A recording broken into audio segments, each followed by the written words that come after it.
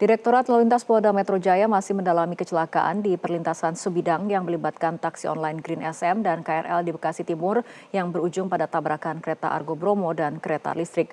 Pemeriksaan terhadap pengemudi hingga kondisi kendaraan terus dilakukan untuk mengungkap sebab kecelakaan.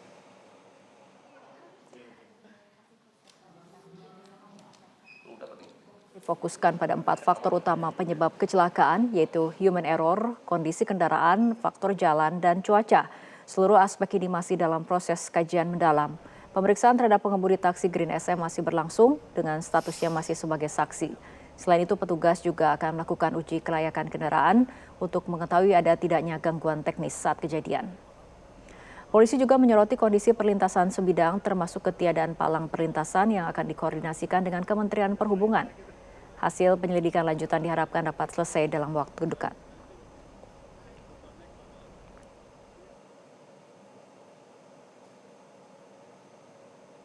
Antara kereta dengan taksi. Ya. Disinilah nanti akan kita ungkap 4 faktor penyebab kecelakaan. Yang pertama human error, yang kedua faktor kendaraan, yang ketiga faktor jalan, yang keempat faktor cuaca. Nah ini yang kami lihat. Mulai dari cuaca saat itu seperti apa, jalannya bagaimana, kendaraannya seperti apa, terus ada nggak unsur kelalaian dari pengendaranya, itu masih dalam kajian ataupun penelitian kita. Kalau dari pemeriksaan sementara si sopir tersebut, itu dia memang ngerem setelah mendekati rel? Masih kita mintai keterangan. Ya, jadi. Berarti pemicunya memang dari mobil itu ya? Belum bisa diputuskan, belum bisa disimpulkan apakah dari mobil, apakah dari supir, atau kan ada faktor lain, ini masih kita, karena ini tempat kejadian perkara yang berada di lintasan Sebidang ya, perlintasan Sebidang. Ya ada ketentuan-ketentuan di sana terkait dengan masalah palang perlintasan, kondisi jalan seperti apa, yang nanti masih akan kita kaji. Nanti hasil TA nanti yang akan melihat itu semua. Pemirsa, tragedi tabrakan KRL dengan KA Argo Bromo Anggrek di Bekasi seakan mengulang kembali catatan panjang kecelakaan kereta di Indonesia. Mengapa hal ini bisa terjadi? Apakah karena faktor teknis atau ada persoalan sistemik yang belum terbenahi? Untuk membahasnya sudah bergabung bersama kami mantan Ketua KNKT Bapak Tatang Kurniadi. Selamat sore Pak Tatang. Selamat sore Mbak Fitri. Baik, Pak Tatang, terkait kecelakaan kereta di stasiun Bekasi Timur sebagai mantan Ketua KNKT, ini data atau bukti apa yang paling krusial dalam investigasi penyebab kecelakaan kereta? Yang pertama yang saya amati bahwa kecelakaan antara di perlintasan Sebidang antara kereta dengan kendaraan itu selalu dianggap kecelakaan darat kalau dari hitungan kereta api sesuai dengan aturannya. Jadi yang memang harus difokuskan pada kendaraan darat yang menghalangi itu. Nah, umumnya dari data yang ada pada kami, kendaraan darat itu macet karena lintasan yang dilalui itu apalagi lintasan yang biasa dipakai ya, itu relnya menonjol dari permukaan jalan. Malahan ada tuh yang di Bintaro itu tempat ketinggian relnya 10 cm dari, nah dipakai mobil itu kadang-kadang itu yang menghambat. Jadi mungkin ini salah satu faktor yang tolong diinvestigasi. Kemudian yang korban, karena korbannya cukup banyak, saya ikut berduka dan sangat prihatin begitu. Korban ini termasuk pada kecelakaan ini dianggap sebagai PLH. Istilah luar biasa hebat oleh kereta api, sehingga perlu diselidiki secara rasmi begitu. Jadi harus begini karena memakan banyak korban dan banyak kekacauan penundaan kereta api sebelumnya. Jadi itu. Nah kemudian yang saya lihat, kalau mobil terhambat di situ, biasanya tidak ada kesempatan untuk mendorong. Kalau ada kesempatan mendorong dan kemudian tidak bisa didorong, itu perlu untuk diteliti oleh pihak yang berwenang begitu ya, dari sekitar Dirjen Perhubungan Darat dan sebagainya.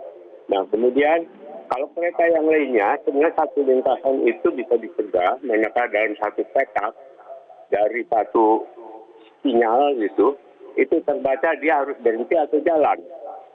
Ada dugaan, tapi dugaan ini ya Mbak, Itulah yang kira-kira sinyalnya itu harus diteliti.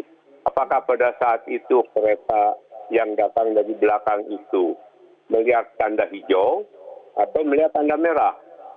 Atau pada saat dia sudah lewat, tanda merahnya sudah berhenti atau tidak terlihat. Ini yang perlu diteliti.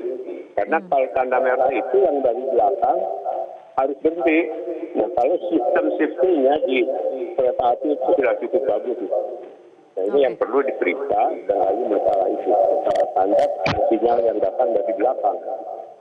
Baik, Pak Tatang, sebetulnya seberapa besar kemungkinan faktor manusia, faktor teknis, dan sistem bisa muncul bersamaan? Sesungguhnya lihat, jadi tidak ada satu insiden disebabkan satu aspek, ya, satu elemen, apa human factor atau human error, begitu. Ini ada persoalan sarana, ada persoalan sistem. Nah, sistem yang dipakai oleh kereta, sistem pengamanannya itu sudah cukup bagus. Jadi ada voice, ada elektronika, sinyal, dan ada tanda, Mbak. Nah, apakah tiga-tiga itu bekerja atau tidak? Ini perlu nanti pihak yang berwenang, mungkin dari KNKT atau dari jajaran dirjen kereta api ikut menginvestigasi itu. Jadi dikhawatirkan kalau sistem, apapun juga yang jalan, sarananya bagus, kalau sistemnya tidak bekerja pada saat itu, ya perlu diinginkan, perlu diteliti, dilanjutkan.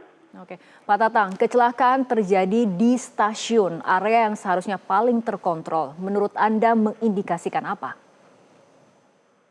Saya kira area yang paling terkontrol itu menurut undang-undang ya, itu ketat sekali aturan kereta api. Tidak ada undang-undang yang demikian banyak menyinggung masalah satu, keselamatan, kedua, kelalaian begitu ya. Paling banyak undang-undang kereta api. Jadi kalau melihat undang-undangnya, aturannya, kereta api itu sesuatu yang aman, apalagi kalau sekarang begitu. Kalau sekarang lebih modern lagi, kemudian para petugasnya lebih mantap begitu. Harusnya tidak bisa dihindari itu. Sehingga perlu diteliti, barangkali kalau menurut saya, waktu antara mobil berhenti dan tubrukan antara ini, antara kereta rel yang datang belakangan itu. Apakah ada waktu berapa menit? Itu waktu itu cukup untuk melihat dari mana letak kesalahannya. Oke. Baik, Pak Tatang, penyebab kecelakaan kereta saat ini kemudian sedang diselidiki oleh pihak KNKT. Nah, Anda sebagai mantan ketua KNKT, sebetulnya bagaimana ini KNKT merekonstruksi kronologi kecelakaan dari mulai awal hingga peristiwa terjadi? Itu KNKT itu ada satu sistemnya, dan kalau zaman saya dulu, seluruh investigator KNKT itu berasal dari lingkungan PTKA, jadi para perwira senior, ada senior yang sudah pengalaman. Itu ada 29 orang, saya jadikan investigator KNKT. Ketuanya juga untuk sub kereta api itu ada OP1 gitu ya. Jadi mereka pengalaman sekali. Nah, saya yang mengetahui masalah sistemnya tinggal menghimpun dari mereka, dan di samping itu ada rekomendasi yang saya berikan saja sampai tahun kira-kira 2014 itu kami mengeluarkan rekomendasi sudah cukup banyak, ada 300-an Mbak buat kereta api. Sebagian ada direspon, gitu ya, sebagian enggak. Nah, tapi ini kalau dari data yang saya masih catat, gitu, selama 7 tahun sampai dengan tahun 14 itu sarana 33%. Nah, operasional 28% kesalahannya. Manusia kecil 8%.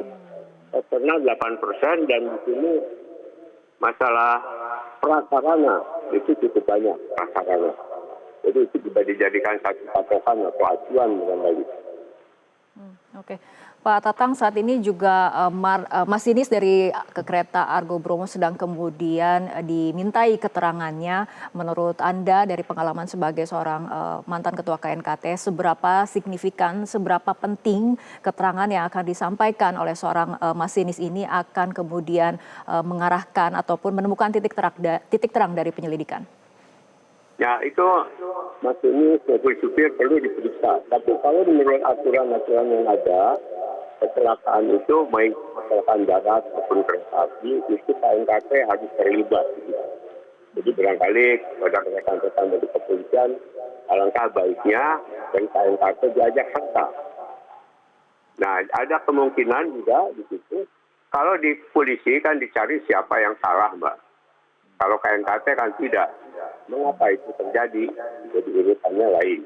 Nah, sehingga ini bisa saling menunjang gitu, dan itu kerjasama polisi dengan KNKT itu diatur dalam peraturan pemerintah nomor 2 itu, Mbak, tahun 12. Kita tunggu bersama apa sebetulnya kemudian menjadi penyebab kecelakaan kereta dan kita harapkan informasinya dapat kemudian disampaikan secara transparan kepada publik. Terima kasih mantan Ketua KNKT Bapak Tatang Kurniadi telah berbincang bersama kami sore hari ini. Jelajahi cara baru mendapatkan informasi. Download Metro TV Extend sekarang.